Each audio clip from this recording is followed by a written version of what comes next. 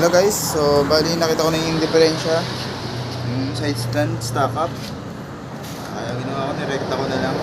Ayaw na mapindot, yan, nirekta ko na lang siya. So siguro kaya lang to hindi nagamit, natambak, yun lang ang sira. Bali kumandar naman siya, redondo lang. So tinignan ko yung injector, maraming umito, umumunti. So nagbubuga naman siya pero nagredondo. So nung chino ko siya, tinakpan ko, yan, umandar, dahan-dahan hanggang sa okay na. Testing na natin. Hindi siya switch on, wala naman check engine. Maraming na siya guys.